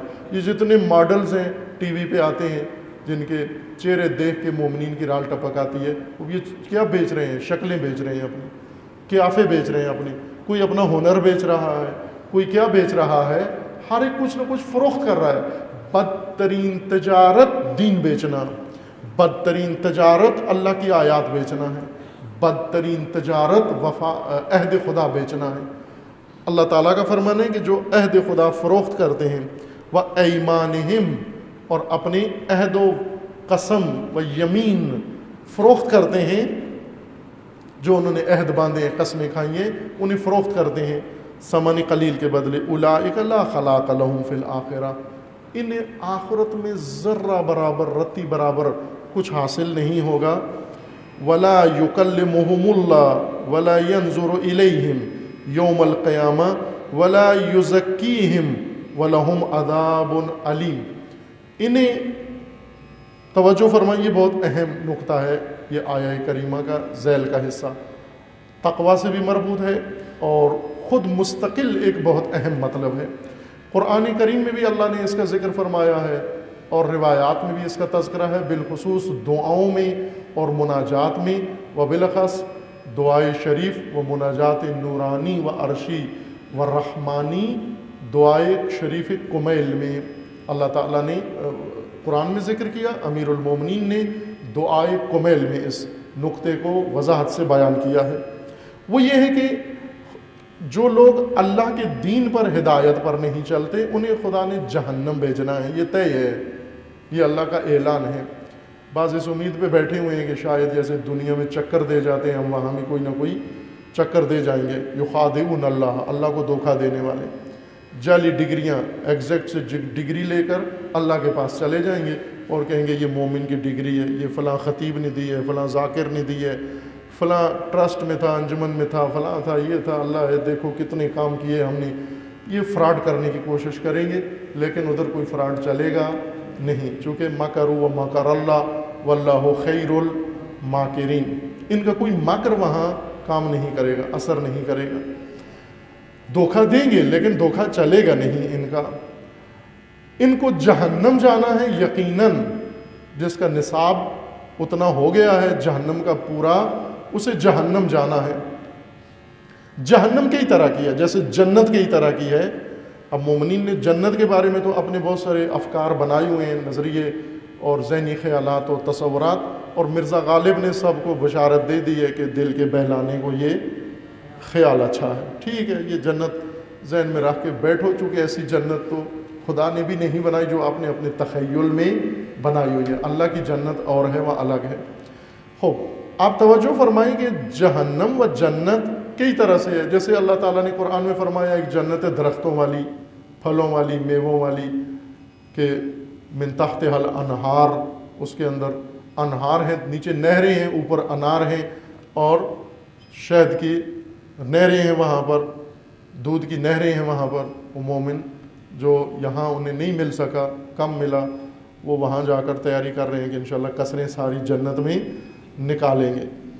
اسی طرح دوسرے جو ذرا اس سے آگے ایک قدم سوچتے ہیں کہ کھانے پینے سے تو اتنی لذت عیاشی نہیں ہوتی، بلکہ حوروں کے چکر میں بھی ہیں، اب ان کے لیے بھی جنت ہے حوروں سے بھری ہوئی، یہ جو آپ نے ذہن میں بنائی ہوئی ہے۔ اس طرح جنت ہے، جنتیں مختلف ہیں۔ ایک ہے جنتی، جس طرح قرآن کریم میں ہے کہ اللہ تعالیٰ نفس مطمئنہ کو خطاب فرمائے گا، فادخلی فی جنتی وفی عبادی، تو میری جنت میں آ جا۔ جنتی، جنت ذات کہتے ہیں اس کو۔ اسی طرح جہنم کے بھی درجے ہیں۔ ایک جہنم عذاب والی ہے، جہنم جس میں پیپ پلائیں گے، جہنم جس میں گرز ماریں گے، جہنم جس میں آگ میں ڈالیں گے، جہنم جس میں ایندھن ہوگا، جہنم جس میں اس طرح کی بہت سارے سختیاں و سزائیں ہیں۔ اور ایک جہنم جو سب سے سخت جہنم ہے، سب سے سخت جہنم، اس کا ذکر اس قرآن کے اندر ہے، اور وہ کیا ہے؟ اور یہ بے وفاؤں کی جہنم ہے۔ بے وفا سب سے بدترین جہنم میں ہوں گے، سب سے بدترین جہنم میں بے وفا ہوں گے، جو عہد نہیں کرتے، ذمہ داری نہیں لیتے، اور ذمہ داری پوری نہیں کرتے، ذمہ داری وفا نہیں کرتے، یہ سب سے بدترین جہنم میں یہ لوگ ہوں گے۔ کون سی جہنم ہے؟ وہ یہ ہے، ایک یہ کہ لا خلاق لہم فی الآخرہ، ذرہ برابر آخرت میں انہیں کچھ نصیب نہیں ہوگا اجر۔ دوسرا یہ کہ ولا یکلمہم اللہ، خدا ان سے بات نہیں کرے گا. یہ سب سے سخت جہنم ہے. خدا ان سے بات نہیں کرے گا، رب ان کا بات نہیں کرے گا ان سے. ولا ینظر الیہم یوم القیامہ، اور قیامت کے دن نگاہ بھی نہیں کرے گا. خوب اس کو مطلب کو سمجھنے کے لیے آپ ذہن میں رکھیں کہ بس گھر میں یا مدرسے میں یا اسکول کالج میں کچھ بچے ہوتے ہیں وہ نافرمانی کرتے ہیں. نافرمانی کے بعد ان کو ڈانٹ ڈپٹ ہوتی ہے، سزا ملتی ہے، سرزنش ہوتی ہے. لیکن ان سے ماں باپ، یہ ڈانٹ ڈپٹ کرنا بھی ایک بات ہے، ڈانٹ ڈپٹ کرنا بھی ایک توجہ ہے، یہ بھی ایک ان کے لیے اعزاز ہے کہ ہم سے غلطی ہوئی، نافرمانی ہوئی اور ہمیں ڈانٹ ڈپٹ ہوئی. اب آپ توجہ فرمائیں، جس سے سب سے زیادہ ماں باپ ناراض ہوں، یوں نہیں کہ اسے کھانا نہیں دیتے، روٹی نہیں دیتے، اسے کپڑے نہیں دیتے، یا اسے دھوپ میں کھڑا کر دیتے ہیں، یا اسے اور جیل میں ڈال دیتے ہیں. نا، باپ ماں جس سے سب سے زیادہ ناراض ہو جائے، سب سے زیادہ اس سے ناراض ہوتے ہیں جس نے ماں باپ کا دل توڑا ہوتا ہے. روزمرہ مستیاں کرنا، روزمرہ کے نافرمانیوں سے ان کا دل نہیں ٹوٹتا، انہیں افسوس ہوتا ہے، دکھ ہوتا ہے، ڈانٹتے ہیں، جھڑکتے ہیں اور سزا دیتے ہیں، لیکن ایسے نہیں ہوتا کہ ان کا دل ٹوٹ جائے. لیکن بعض کاموں سے ماں باپ کا دل ٹوٹ جاتا ہے، اور جب ماں باپ کا دل ٹوٹ جائے اس وقت جو سزا ماں باپ دیتے ہیں وہ کیا ہے؟ بات کرنا چھوڑ دیتے ہیں، کہہ دیتے ہیں عمر بھر تک اب تم سے کلام نہیں کرنی. وراثت دے دیتے ہیں، کہتے ہیں ٹھیک ہے زمین لے لو، دکان لے لو، تم گھر تم لے لو، لیکن بات نہیں کرنی تم سے، ہمارے سامنے نہیں آنا. یہ کہتے ہیں نا ہمارے سامنے نہیں آنا. یہ سب سے زیادہ سخت سزا ہے عزیزان من، سب سے زیادہ سخت سزا، کہ خدا قیامت کے دن ان کو نگاہ نہیں کرے گا، بے وفاؤں کو بات تک نہیں کرے گا. لا یکلمہم اللہ ولا ینظر الیہم یوم القیامہ. لا یکلمہم اللہ یوم القیامہ، قیامت کے دن خدا انہیں نگاہ بھی نہیں کرے گا، دیکھے تک نہیں ان کی طرف. یہ سب سے بڑی سخت سزا ہے، اور امیر المومنین اس پر بہت روتے ہیں، اس سے بہت گھبراتے ہیں. نہج الدعاء کمیل میں کیا فرماتے ہیں؟ رب حبلی صبرت علی حر نارک. اے خدایا، وہ آگ پر صبر کیا جا سکتا ہے، وہ برداشت کی جا سکتی ہے. فکیف اصبر علی فراقک عن النظر الی جمالک. لیکن تیرے فراق پر کیسے صبر کیا جا سکتا ہے؟ تیری دوری پر کیسے صبر کیا جا سکتا ہے؟ تجھ سے جدائی پر یہ کیسے ہو سکتا ہے؟ تو نگاہ نہ کرے، تو بات نہ کرے. یہ سب سے بڑا جہنم کا مرتبہ ہے بے وفاؤں کے لیے. اس سے ڈرنا چاہیے. تقوی عہد سے نصیب ہوتا ہے، عہد ہو اس کو وفا کرو، مقام تقوی پر پہنچو کہ متقی خدا کی پسندیدہ مخلوق ہے. عزیزان من، تقوی اختیار کریں، اپنی زندگی کے ہر پہلو میں تقوی اختیار کریں. تقوی وفا سے ہوتا ہے. اگر ہم وفادار بن جائیں، یعنی ذمہ داریوں کو نبھانا شروع کر دیں. قرآن کی یہ آیت اتفاقاً جس سیاق میں بیان ہوئی ہے وہ یہ کہ کافروں کے ساتھ اگر تمہارا عہد ہے اسے پورا کرو. کافر بھی اگر عہد پورا کرتے ہے اس کا احترام کرو. تم نے بھی اگر اس کے ساتھ عہد کیا ہے پورا کرو. تجارتی عہد ہے، لین دین کا عہد ہے، کسی قسم کا عہد کیا ہے اسے پورا کرو. آپ عہد پورا کرنا انسان کو متعہد بناتا ہے. جس کے حق میں پورا کر رہے ہیں اسے کم فائدہ ہوتا ہے، عہد پورا کرنے والے کو زیادہ فائدہ ہوتا ہے. زبانی کلامی یا فقط ظاہری اعمال و رسومات سے با تقوی معاشرہ قائم نہیں ہوتا جب تک اس کے اندر یہ قدریں وجود میں نہ آ جائیں. ان قدروں میں سب سے اہم قدر عہد ہے، وہ وفا و تقوی ہے. کہ انشاءاللہ خداوند تبارک و تعالی ہم سب کو و تمام اہل ایمان کو تقوی کی نعمت عطا فرمائے انشاءاللہ. اعوذ باللہ من الشیطان الرجیم. بسم اللہ الرحمن الرحیم.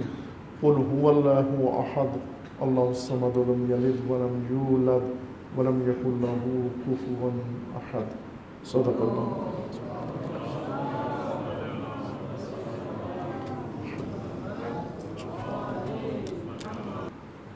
اعوذ باللہ من الشیطان الرجیم. بسم اللہ الرحمن الرحیم.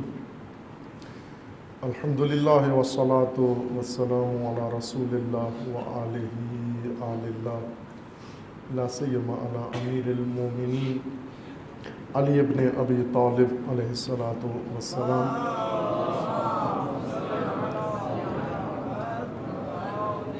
وفاطمۃ الزہرا سیدۃ النساء العالمین سلام اللہ تعالی علیہ،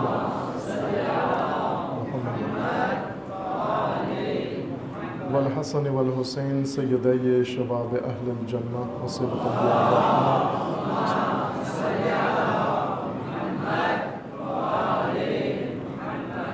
وعلی ابن الحسین علیہ الصلاۃ والسلام،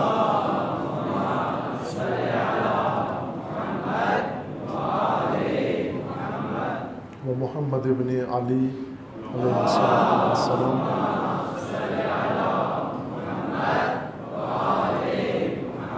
وجعفر ابن محمد علیہ الصلاۃ والسلام،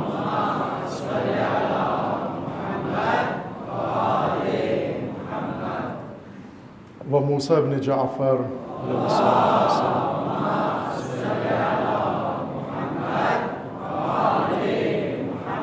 وعلی ابن موسیٰ علیہ الصلاۃ والسلام،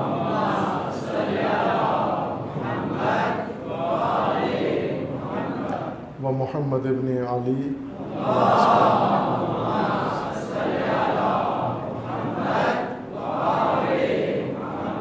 وعلی ابن محمد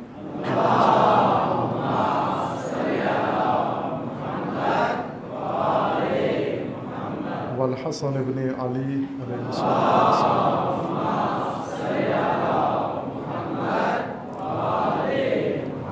والحجۃ ابن الحسن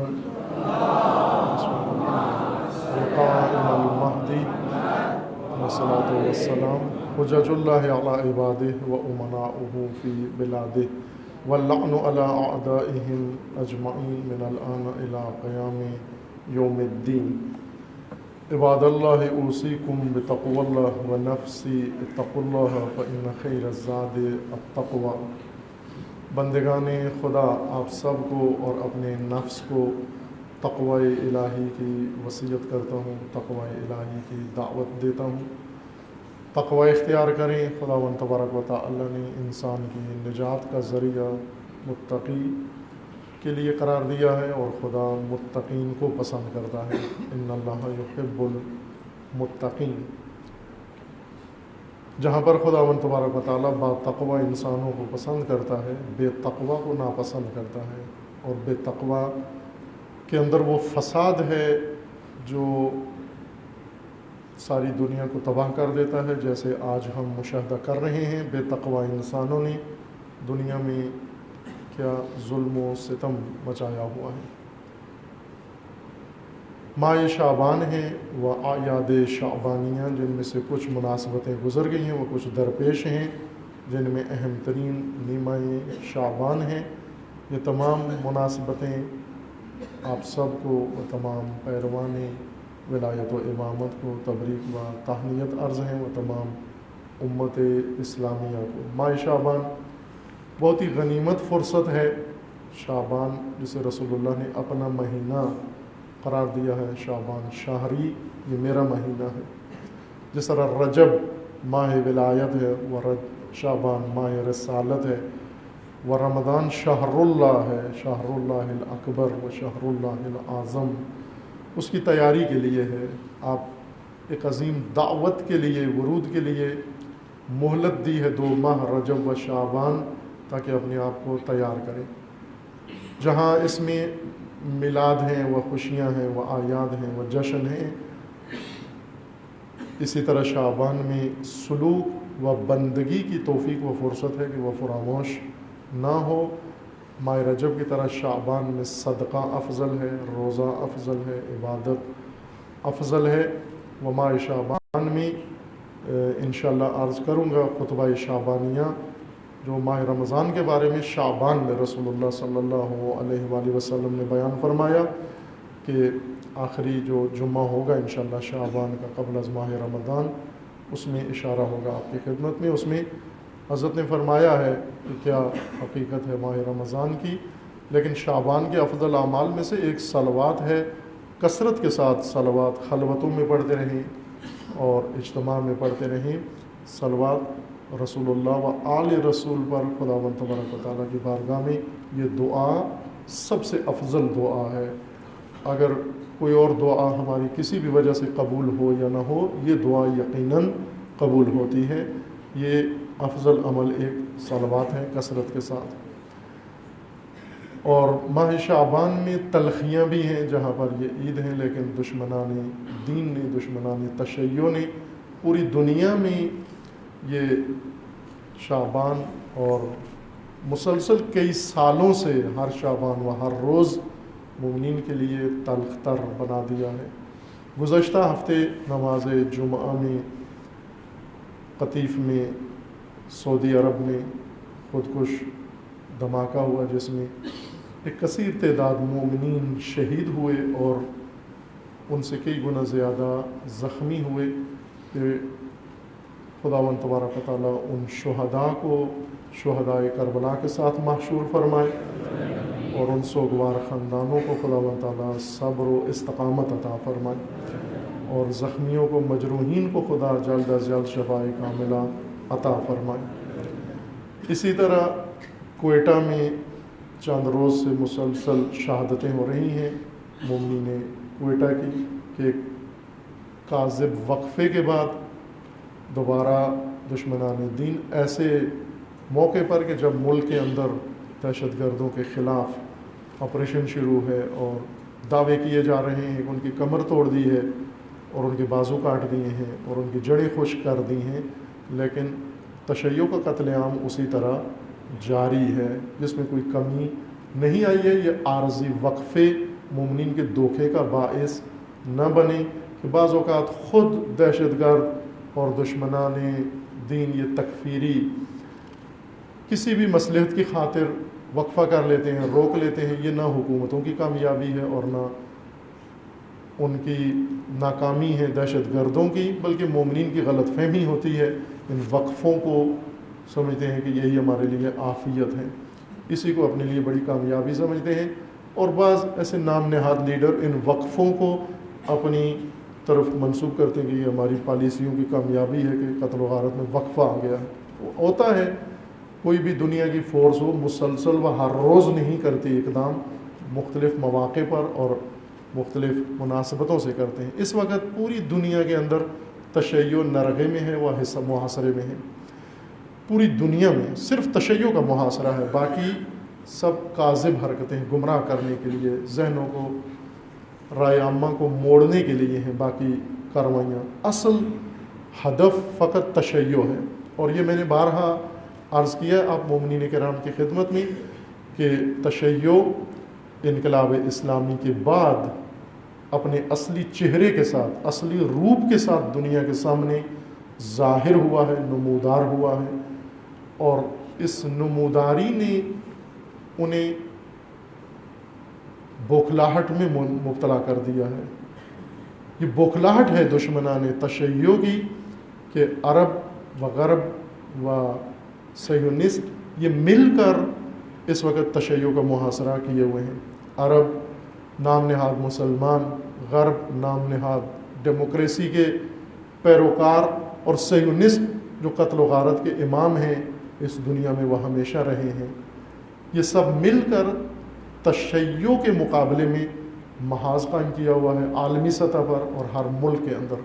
آپ کے ملک میں بھی جو کچھ ہوتا ہے اسے دائیں بائیں لے جاتے ہیں، لیکن یہ طے ہے کہ یہ سب اس مثلث شوم کے گٹھ جوڑ کا نتیجہ ہے، عربی، غربی اور عبری، اسرائیل، صہیونسٹ اور مغربی ممالک جن میں شیطان اکبر موجود ہے، امریکہ اور اس کے عربی حواری خصوصاً آل سعود، اور اسی طرح قطر اور دیگر ان کے ساتھ UAE یا دیگر ممالک جتنے بھی ہیں ان میں، ان سب نے مل کر شیعہ ہراسی کی ایک تحریک شروع کی ہے، کمپین۔ اس وقت پوری دنیا کو تشیع کے خوف سے ڈرا رہے ہیں، شیعہ سب سے بڑا خطرہ ہے۔ 2-3 ہفتے پہلے کیمپ ڈیوڈ میں اوباما کی امامت میں عرب حکمران جمع ہوئے ہیں وہاں پر، یہ جو یمن پر حملہ ور ہیں، یہ سب کیمپ ڈیوڈ میں گئے، جا کر اوباما کے ساتھ بیعت کی، اور اسے ایک مطالبہ صرف کر رہے تھے کہ ایران کو تباہ کرو، ایران کے اوپر حملہ کرو، ایران کے اوپر بم مارو، ایران کے اوپر ایٹم بم پھینکو، ہم سب تمہارے ساتھ ہیں، اور پھر ہمارے اتحادی تمہارے ساتھ ہیں۔ اتحادیوں میں پہلا نام پاکستان کا لیتے ہیں کہ یہ ہمارا اتحادی ہے، چونکہ ہم نے پیسے اتنے خرچ کیے ہوئے ہیں کہ یہ کہیں اور جا ہی نہیں سکتے۔ یہ ان کا نظریہ ہے، اور اسے ناراض بھی اسی بات پر ہیں کہ اوباما نے ابھی تک تشیع کے مرکز پر کیوں بم نہیں پھینکا، کیوں ایٹم بم نہیں مارا، اس بات پر ناراض ہیں۔ بعض گئے اس کانفرنس میں، بعضوں نے نمائندے بھیجے۔ اوباما نے ان کو راضی کرنے کے لیے بہت کچھ کیا۔ ایک بیان اس نے پہلے دیا تھا جو ان کی ناراضگی کا سبب بنا، وہ یہ کہ امریکہ خود بھی اور مغربی طاقتیں سب تشیع سے ڈراتے ہیں۔ توجہ فرمائیں، ایران انقلاب سے پہلے بھی ایران تھا، انقلاب کے بعد بھی ایران ہے۔ انقلاب سے پہلے ان کا محبوب ایران تھا، اسرائیل کا سب سے پسندیدہ ملک ایران تھا، آل سعود کا سب سے پسندیدہ ملک ایران تھا، عربوں کا پسندیدہ ملک ایران تھا، اور مغربی طاقتوں کا پسندیدہ ملک ایران تھا، امریکہ کا پسندیدہ ملک ایران تھا۔ امریکہ میں ایران میں جو اٹامک انرجی کے جو شروع ہوا، یہ ٹیکنالوجی خود امریکہ نے شروع کی۔ امریکہ نے کہا کہ ایران کو ایٹمی طاقت بناتے ہیں، ایٹمی پاور بناتے ہیں۔ انقلاب سے پہلے جب شاہ کی حکومت تھی، شاہ کی حکومت ختم ہوئی 1979 میں، اور ایران ہوا بن گیا۔ اب ایران غلط ہو گیا، اب ایران خراب ہو گیا ایک دم۔ کیا خرابی ہو گئی ایران میں؟ پہلے بھی ایران تھا، اب بھی ایران ہے، فقط فرق کیا پڑا ہے؟ شہنشاہیت ختم ہوئی ہے، ولایت فقیہ قائم ہو گئی ہے۔ بس یہی فرق پڑا۔ اب ایران سب سے خطرناک ملک کیوں بن گیا؟ شہنشاہیت کے جانے اور ولایت کے آنے سے یہی ایک فرق پڑا، باقی تو کچھ بھی نہیں ہے۔ باقی ایران میں سب کچھ، پہلے بھی قالین بنتے تھے، ابھی بھی بنتے ہیں، پہلے بھی تیل نکلتا تھا، ابھی بھی نکلتا ہے، پہلے بھی پستہ پیدا ہوتا تھا، ابھی بھی ہوتا ہے، پہلے بھی سوہان بنتا تھا، ابھی بھی بنتا ہے۔ سارے کام ایران میں ہو رہے ہیں، صرف ایک چیز تبدیلی آئی ہے، اور وہ شہنشاہیت طاغوتیت کے بجائے ولایت کا نظام قائم ہو گیا ہے۔ ولایت ایرانی نہیں ہے، ولایت اسلامی ہے، تشیع کا نظام ہے۔ پہلے ایران میں شیعہ تھے، تشیع نہیں تھا، شیعہ تھے رسوماتی، لیکن اب تشیع بھی ایران میں قائم ہو گیا ہے، بس اس وجہ سے دشمن ہو گیا۔ اب ایران خراب ہو گیا ہے، اس کو ختم کرنا ہے۔ ایران نہیں، جب بھی آپ سنو ایران کے خلاف یعنی تشیع، چونکہ اب ایران ایک سمبل ہے تشیع کا۔ اب ایران ایک ایرانی قوم کا ملک نہیں کہلاتا، تشیع کا مرکز جہاں حکومت ہے شیعہ کی اور شیعہ مکتب کی، اس کی دشمنی تشیع کے ساتھ دشمنی ہے۔ اور ہلال شیعی، پھر انہوں نے ایک نظریہ پیش کیا، ایک طاقت نئی پیدا ہو رہی ہے، بحرین، سعودی عرب کے شیعہ، ایران، سوریہ و لبنان و عراق، خوب یہاں بیداری پیدا ہوئی، اور اب یمن بھی اس کے ساتھ ملحق ہو گیا ہے۔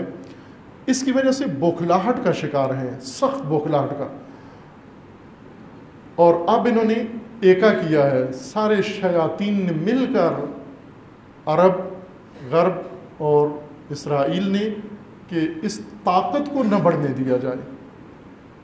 یہ طاقت خطرناک ہے، ولایت کی طاقت و تشیع کی طاقت۔ اس طاقت کو کنٹرول کرنے کے لیے جتن کر رہے ہیں۔ آپ دیکھ رہے ہیں پوری دنیا میں بحرین اس وقت چند سال سے شیعہ و مومنین بحرین میں ظلم و ستم کا شکار ہیں، ایک اقلیت کے ظلم و ستم کا، اور انہوں نے وحشی و درندے پورے ملک سے جمع کیے، اور پاکستان سے۔ اس وقت بحرینی پولیس کا سربراہ، جس کو انہوں نے بحرینی نیشنلٹی دی ہے، پاکستان کا ایک کرنل ہے، اس کو انہوں نے بحرین کا چیف بنایا ہوا ہے اور وہ بے رحم انسان ہے. داعش کچھ بھی نہیں ہے اس کے مقابلے میں. اتنا بے رحم انسان ہے جس نے بحرین کے اندر ظلم و ستم کا نظام چلایا ہوا ہے. یہی حال عراق کے اندر ہے. تکفیری لشکر کو انہوں نے مسلح کیا اور اس کی حمایت کی اور اسے عراق جو شیعہ اکثریتی ملک ہے اس کے اوپر اس کو چڑھائی کا موقع دیا, قبضہ. اور اب وہاں اس کے بعد لبنان میں شیعہ تھے, سوریہ میں تھے, وہاں انہوں نے تکفیری لشکر بنایا. سعودی عرب کے اندر اپنی جھوٹی ساکھ قائم رکھنے کے لیے انہوں نے خوب عرصہ دراز تک دباؤ میں رکھا تشیع کو, اور دنیا کو یہ تک پتہ نہیں تھا کہ سعودی عرب میں شیعہ بھی رہتے ہیں. لیکن بالآخر آج کے اس زمانے میں یہ چھپ نہیں سکا اور ساری دنیا آگاہ ہوگی کہ اتنی بڑی تعداد میں شیعہ ہیں. یہی شہداء جمعہ خونین پچھلے ہفتے کے جو شہداء تھے, ان کی تشییع جنازہ دیکھیں اگر آپ تو یقین نہیں آئے گا آپ کو کہ یہ سعودی عرب ہے, جہاں پر ہیلی کاپٹر سے تصویریں جو لی گئیں اور سیٹلائٹ سے تصویریں لی گئی ہیں, لیکن وہاں ایک کیمرہ کافی نہیں ہے سیٹلائٹ سے بھی عطا کہ وہ یا ہیلی کاپٹر سے کہ وہ اس جمعیت اور ان افراد کی تصویر لے سکے جس طرح سے جس اہتمام کے ساتھ انہوں نے اپنے شہداء کو وداع کیا. یہ شہادتیں افسوسناک ہیں اور غمناک ہیں, لیکن یہ شہادتیں نوید ہیں, وہ بشارت ہیں. یہ شہادتیں علامت ہیں آل سعود کی نابودی کے لیے, ان کی بربادی کے لیے, ان کی تباہی کے لیے انشاءاللہ. یہ خون ان کو ڈبوئے گا, یہ خون ان کو غرق کرے گا جو انہوں نے ظلم و ستم ملک کے اندر اور ملک کے باہر شروع کیا ہوا ہے. اور پاکستان میں بھی وہی لہر وقفے سے جاری ہوتی ہے, چونکہ پاکستان ان کی نرسری ہے, یہاں پنیری ہے, ان کی کاشت کرتے ہیں, پھر اکھاڑ کے لے جاتے ہیں دوسرے ملکوں میں, اس کو جا کے پھیلاتے ہیں. پاکستان سے بڑی امیدیں ہیں ان کو, یہاں بڑا سرمایہ انہوں نے لگایا ہوا ہے. اس لیے پاکستان میں وقفے سے یہ حرکات انجام دیتے ہیں. کوئی ارادہ ایسا نہیں ہے کہ پوری دنیا میں یا پاکستان میں اس سلسلے کو ختم کیا جائے. بھلے دہشت گردی ختم کرنا چاہتے ہیں, ہم بھی مانتے ہیں کہ موجودہ حکومت یا فوج یا دیگر فورسز یہ سنجیدہ ہیں, دہشت گردی ختم کریں گے, لیکن انہوں نے سامنے کھل کے بتا دیا ہے کون سی دہشت گردی جس میں کوئی فوجی ادارہ نشانہ بنے, جس میں کوئی حکومتی نشانہ بنے, جس میں کوئی اور کمیونٹی نشانہ بنے, جس میں چائنا نشانہ بنے. ایسی دہشت گردی پاکستان میں نہیں ہونے دیں گے, یہ ہمیں بھی پتہ ہے. لیکن جس دہشت گردی کا شکار شیعہ ہو, اس دہشت گردی کو ختم کرنے کا کوئی ارادہ موجود نہیں ہے. آپ نے علامت بھی نہیں دیکھی آج تک.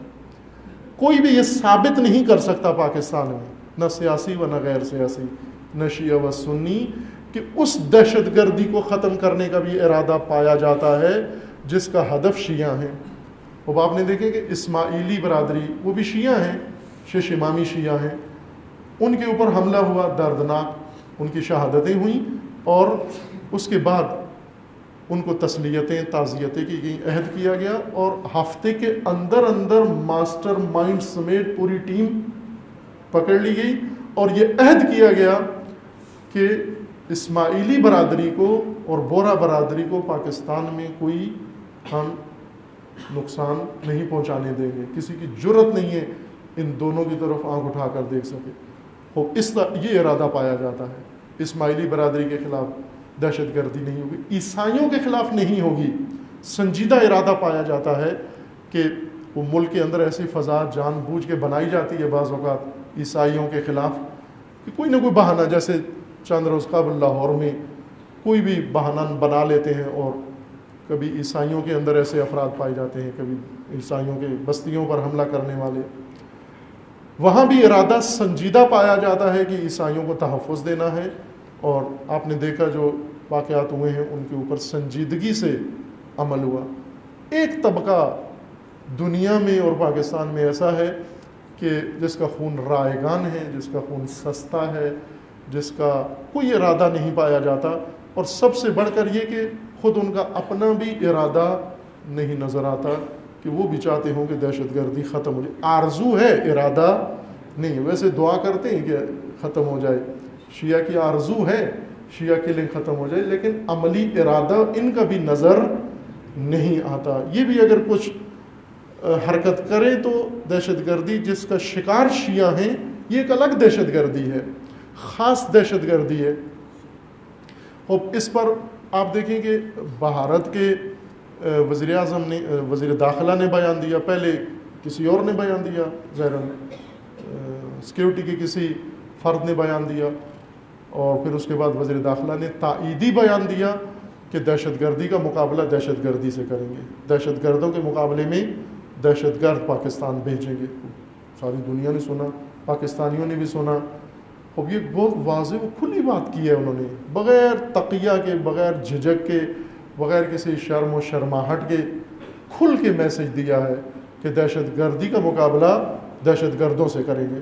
بلکہ وہ سیکیورٹی کا ان کا جو ذمہ دار تھا اس نے یہ کہا کہ ہم اپنے فوجی کیوں مروائیں, ہم اپنے لوگ کیوں مروائیں, ہم انہی کے ملک میں دہشت گرد پیدا کریں گے, اگر مرتے بھی ہیں تو خود انہی کے دہشت گرد مرے, حملہ وار بھی انہی کے ہوں, جن پر حملہ ہوتا ہے وہ بھی انہی کے ہوں, پاکستانی پر حملہ کرے.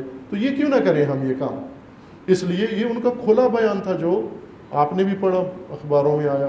بعض اخباروں نے اسے چھوٹا کر کے لکھنے کی کوشش کی تاکہ اہمیت اس کی کم ہو جائے. یہ ٹیکنیک ہے اخباروں کی کہ بہت اہم بات کو چھوٹا کر کے اندر کے کسی صفحے پہ لکھیں تاکہ اہمیت نہ ہو, اور ایک ایسے ہی فضول بات کو ہیڈ لائن بنا کر لکھیں گے کہ اس کی بڑی اہمیت ہے. یہ ان کے حربے ہیں, آپ اس دھوکے میں نہ آئیں. یہ بہت بڑی بات تھی جو انہوں نے کھل کے کی ہے, اور اس کے لیے وہ ہر ایک سے استفادہ کر رہے ہیں, ہر چیز سے استفادہ کر رہے ہیں. کوئی بھی پاکستان میں آ کر کسی بھی نام سے دہشت پھیلائے, اس ملک کو ناامن کرے, اس ملک کو پریشان کرے, ظاہر ہے وہ انہوں نے کھل کے اعلان کر دیا کہ ہم اب اس پالیسی پر عمل کریں گے, یہ ہماری اب آئندہ اسٹریٹجی ہوگی. اس اسٹریٹجی سے بچنے کے لیے گورنمنٹ جو کرے گی, لیکن شکار تو گورنمنٹ نہیں ہوگی, چونکہ گورنمنٹ کا سنجیدہ ارادہ ہے کہ اس وقت اس کے بعد کسی فوجی اسکول پر حملہ نہ ہو, کسی چھونی پر حملہ نہ ہو, کسی بیس پر حملہ نہ ہو. اور انہوں نے شدید اقدامات کر لیے ہیں, پیسہ خرچ کیا ہے, اور ان طبقات کو سزائیں بھی دے رہے ہیں جو ان کی طرف نگاہ کریں گے. لیکن تشیع پوری دنیا میں جس طرح مشکل کا شکار ہے, پاکستان میں زیادہ مشکلات کا شکار ہے. کہ یہ کوئٹہ کی شہادتیں یہ پھر ایک علامت ہیں کہ گویا یہ لہر دوبارہ شروع کرتے ہیں. داعشی مرحلہ, توجہ فرمائیں, اس وقت دہشت گردی کا داعشی مرحلہ عمل آ رہا ہے. دہشت گرد وہی ہیں, ان کے بانی وہی ہیں, ان کے سرپرست وہی ہیں, ان میں کوئی تبدیلی نہیں آئی, گروپ وہی ہیں, صرف ان کے عنوان بدلتے ہیں. عنوان اس وجہ سے بدلتے ہیں کہ جو ان کو لاہ عمل دیا جاتا ہے اس کے مطابق انہیں مختلف حرکات کرنا پڑتی ہیں. جس طرح پہلے آتے تھے کسی ایک مسجد میں بم مار کے پھینک کے چلے جاتے تھے, یا آ کر فائرنگ کر کے برسٹ مار کے چلے جاتے تھے. اس کے بعد یہ انہی لوگوں نے اسٹریٹجی بدلی اور خود کش حملے شروع کر دیے. یہ ایک نیا مرحلہ تھا. اب دہشت کا مرحلہ, وحشت کا مرحلہ شروع ہونا ہے. یہ توجہ رکھیں تمام مومنین, خصوصاً پاکستان کے اندر, کہ داعشی طبقہ بنانے کی کوشش کی جا رہی ہے. داعش باہر سے نہیں آئیں گے, عراق سے نہیں آئیں گے, پاکستان کے اندر سے پیدا ہوں گے. وہی لوگ خونخوار, وحشی. ان کو صرف پہلے یہ چاہتے تھے کہ شیعہ افراد سکور زیادہ کریں اپنا, یعنی میڈیا میں اور ان کے اپنے حساب کتاب میں اور اندر ان کے اپنی دہشت گرد تنظیموں کے اندر جب گنتی کی جائے تو ان کے کھاتے میں زیادہ کریڈٹ آئے کہ ہم نے اتنے مارے ہیں, اتنے شیعہ مارے ہیں. پہلے گنتی زیادہ کرتے تھے, سکور زیادہ کرتے تھے, لیکن بعد میں یہ ختم ہو گیا کہ سکور نہیں بلکہ ٹارگٹ مارو. سکور سے جو نتیجہ لینا تھا لے لیا, اب ٹارگٹ مارو. پھر انہوں نے چن چن کے مارنا شروع کیے. اب یہ مرحلہ ہے کہ دہشت پھیلانی ہے, وحشت پھیلانی ہے, اور اس دہشت سے انہوں نے نتیجہ لینا ہے. توجہ کریں, دہشت کا نتیجہ کیا ہوتا ہے. رمادی اس وقت اس میں جنگ ہے شدید. ابھی اس وقت عراق کے اندر الانبار صوبے کا مرکز دارالخلافہ اور رمادی ہے, اس کے اوپر یہ سوریہ کے بارڈر کے قریب ہے, بغداد سے 100 کلومیٹر کے فاصلے پر. اس کو پہلے فوج نے و ملیشیا نے حملہ کر کے داعش سے تکفیری لشکر سے آزاد کروا لیا تھا. آزاد کروانے کے بعد ملیشیا کو انہوں نے واپس بھیج دیا, فوج کے حوالے کیا یہ شہر. تقریباً 500 سے زیادہ 1500 کے قریب فوجی عراقی فوج رمادی کی حفاظت کے لیے اس شہر کے اندر موجود تھے. 50 داعشی آئے بارڈر کی طرف سے, سوریا کے بارڈر کی طرف سے 1500 فوجی رمادی کے اندر عراقی فوجی حفاظت کے لیے تھے. 50 داعش کا دستہ 50 افراد کا آیا اور انہوں نے آ کر لڑائی کیے بغیر رمادی پر قبضہ کر لیا. انہوں نے صرف اعلان کیا, افواہ پھیلائی, شہر کے باہر پہنچے اور باہر پہنچ کر انہوں نے یہ اعلان کیا کہ ایک بہت زیادہ تباہی مچانے والا منصوبہ لے کر یہ لوگ آئے ہیں. ان کے سب کے جسموں کے ساتھ بم بندھے ہوئے ہیں, ان کی گاڑیاں بموں سے بھری ہوئی ہیں اور ان کے ٹینکوں میں اور ان کے باقی ہر چیز بارود سے بھری ہوئی ہے اور رمادی بالکل خاکستر بن جائے گا چند منٹوں کے اندر. عراقی فوج کا بریگیڈیئر, نام میرے ذہن سے اتر گیا ہے اس کا, اس نے فوراً حکم دیا فوج کو کہ بھاگو اور اپنی جان بچاؤ, اور یہ 1500 فوجی لڑے بغیر اپنا اسلحہ وہیں چھوڑ کر بھاگ کے شہر سے دور چلے گئے اور رمادی میں 50 دہشت گرد داعش داخل ہو کے شہر پر ایک بلڈنگ پہ قبضہ کر لیا. اس کے بعد 500 کا لشکر بعد میں سوریا سے اور اردن کے ایریے سے آیا اور انہوں نے آ کر رمادی میں اپنے مورچے مضبوط کیے. یہ قضیہ ہوا داعش کا رمادی میں آنا. کس سے لڑے, ہتھیار کون سا استعمال کیا رمادی پر قبضے کا؟ نہ ٹینک, نہ توپ, نہ بم, کچھ بھی نہیں, نہ گولی, نہ کلیشنکوف, نہ گرنیڈ, بلکہ دہشت, وحشت. یہ دہشت خوب پہلے انہوں نے ایسے مناظر کر کے دکھائے تو دہشت پھیلی. عراقیوں کو یقین ہو گیا کہ یہ بے رحم ہیں, داخل ہوتے ہیں معاف نہیں کرتے, رحم نہیں کرتے, سر قلم کر دیتے ہیں, برے طریقے سے جلا دیتے ہیں. اس خوف سے 1500 کا بریگیڈیئر سمیت, جنرل سمیت بھاگ گیا اور اس طرح رمادی ان کے قبضے میں چلا گیا. دہشت کے ہتھیار سے یہ استفادہ کر رہے ہیں. پہلا ان کا مرحلہ دہشت پھیلانا تھا, دوسرا دہشت سے فائدہ اٹھانا. پاکستان میں یہ اسٹریٹجی ابھی عملی کرنے جا رہے ہیں. دہشت ناک حملے جن سے وحشت و دہشت اتنی پھیلے کہ دہل جائیں لوگ. خصوصاً میں آج مومنین کی خدمت میں عرض کر رہا ہوں, آپ اپنے طریقے سے تمام مومنین تک یہ بات پہنچائیں اپنے اپنے سورسز سے کہ جہاں مومنین کی آبادی زیادہ ہے, محلوں میں, گاؤں میں, ان علاقوں میں زیادہ ہوشیار رہیں کہ دہشت پھیلانے کا مرحلہ ہوتا ہے طریقہ کار قتل عام. کسی گاؤں میں گھس گئے, عورتوں بچوں کو ذبح کرنا, قتل عام کرنا, ان کی موویاں بنانا, ویڈیو بنانا, یہ دکھانا. ان کو اب ایسی اکٹھی جمعیت چاہیے, کسی ایک جگہ جمع لوگ کہ جہاں پر جا کر وہ یہ کھیل کھیلیں پاکستان کے اندر. اور پھر اس کے بعد کیا ہوگا, نعوذ باللہ, خدا نخواستہ اگر یہ کام ہوتا ہے, خدا نہ کرے ہو, لیکن اگر کہ ایک جگہ ہو جاتا ہے پھر اس سے فائدہ اٹھائیں گے. پھر کسی بھی گاؤں کو یہ الٹیمیٹم دیں گے کہ ہمارے ہیں, تو وہ عراقی بریگیڈ کی طرح گاؤں خالی کر کے چلے جائیں گے. دہشت پھیلا کر پہلے ایسی کاروائیاں جن سے دہشت پھیلے, پھر دہشت پھیلی ہوئی دہشت سے استفادہ کرنا. جیسا ابھی عراق میں انہوں نے کیا. عراق میں انہوں نے بہت سارے دہشت ناک مناظر فلمائے اور پیش کیے, اور اب عراقی فوج لرزتی ہے, اس قدر ڈرتی ہے عراقی فوج داعش کے نام سے کہ امریکی وزیر دفاع نے ان کو کہا کہ یہ اتنی نالائق فوج ہے, اس کے اندر لڑنے کا ارادہ ہی نہیں. یہ امریکی کا بیان ہے کہ البتہ سیاسی بیان ہے. دوبارہ انہوں نے ملیشیا کو بلایا. اس ملیشیا میں خوب زیادہ تر آپ جانتے ہیں کہ شیعہ ہیں, شیعہ مومنین و جوان, یہ نہیں ڈرتے, ان کے اوپر دہشت نہیں ہے, بلکہ ان سے داعش ڈرتا ہے. ان کا نام آتے ہی, ملیشیا کا نام آتے ہی بھاگ جاتے ہیں. خوب رمادی کے آزادی کے لیے شیعہ ملیشیا گئے جا کر حسیبہ یا حسبہ اس طرح کا نام ہے قصبے کا کہ رمادی سے پہلے ہے، یہاں پر بھی انہوں نے اپنا مورچہ بنایا ہوا تھا. جب یہ ملیشیا جا رہے تھے ابھی انہوں نے کوئی کارروائی نہیں کی، وہ قصبہ چھوڑ کر بھاگ گئے وہاں سے، چونکہ ان کے اوپر دہشت نہیں بیٹھی، وحشت نہیں بیٹھی. ایسی جگہ پر چونکہ بیان پاکستان میں بہت ہی گندی سیاست ہو رہی ہے، غیر ملکی ایجنسیاں، غیر ملکی ہتھیار، غیر ملکی ایجنٹ پاکستان کو ناامن کرنا چاہتے ہیں، کر بھی دیا ہے انہوں نے.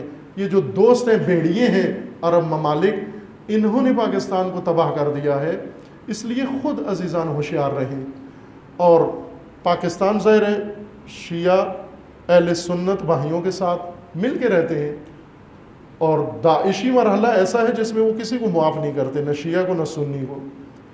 بہترین طریقہ یہی ہے کہ اہل سنت بھائیوں کے ساتھ، مسلمانوں کے ساتھ ہم آہنگی کے ساتھ اپنے اپنے علاقوں میں ہوشیاری کے ساتھ، بیداری کے ساتھ رہیں. آپ میڈیا اس ظلمات سے امید نہ لگائیں، بلکہ اپنی بصیرت سے کام لیں، ہوشیار رہیں کہ یہ واقعات تکرار نہ ہوں. مثلا کوئٹہ اس وجہ سے زیادہ اہم علاقہ ہے ان کے لیے چونکہ یکجا آبادی ہے شیعہ کی. یکجا آبادی داعشی مرحلے کے لیے بہترین ٹارگٹ ہے. وہ متفرق آبادی میں دہشت زیادہ نہیں پھیلا سکتے جتنا یکجا آبادی میں. پہلے خود کش حملہ کرتے تھے، اس سے دہشت نہیں پھیلتی. دہشت اس طریقہ کار سے پھیلتی ہے جو داعشیوں نے انتخاب کیا ہے کہ گھسنا جا کر اس شہر پر قبضہ کر لینا اور وہاں خلافت کا اعلان کرنا، وہاں عورتوں کو کنیز بنا لینا، فروخت کرنا، جس طرح عراق میں انہوں نے کیا کہ یزیدی فرقے، عراق میں ایک یزیدی فرقہ ہے، اس کی عورتیں پکڑ کے بیچی انہوں نے، خریدی اور بیچی. $5 میں عورتیں خریدی انہوں نے، اور ان بالغ و نابالغ بچیاں انہوں نے فروخت کی ہیں. یہ ان کا طریقہ کار ہے. ایسی ذہنیت رکھنے والے ناپاک شیطان، جن کو بڑے شیطانوں کی مدد حاصل ہے، ان کا مقابلہ آپ ہوشیاری و بصیرت سے کر سکتے ہیں.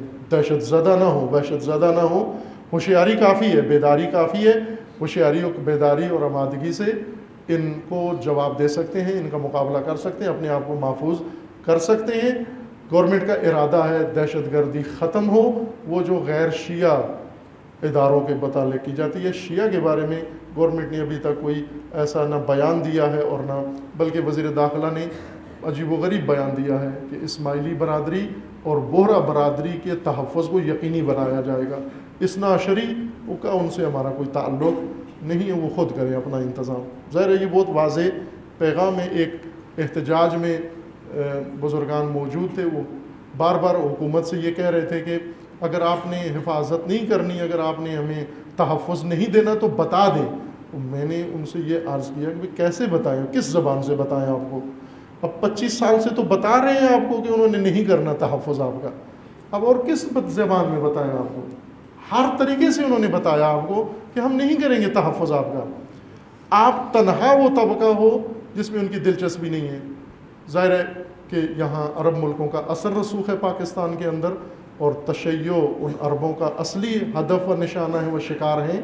اس لیے عزیزان ہمارے پاس تحفظ کے لیے کوئی اور چارہ نہیں رہتا کہ پاکستانی شیعہ سنی کی تمیز کیے بغیر، شیعہ سنی کی تفریق کے بغیر بیداری، آگاہی و شعور کے ساتھ ایسے فتنوں کا مقابلہ کریں.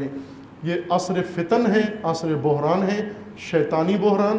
ان سے نمٹنے کے لیے اور ان سے نبرد آزما ہونے کے لیے خود مومنین، مسلمین اپنی صفوں میں اتحاد پیدا کریں، روابط پیدا کریں، اور اس کے لیے وقت دیں. آپ صرف ذہنی آرزوؤں سے یہ مقصد حاصل نہیں ہوگا. ہماری دعا ہے کہ اللہ تعالیٰ تمام دنیا میں تمام مسلمین کو ظلم و ستم سے محفوظ فرمائے انشاءاللہ.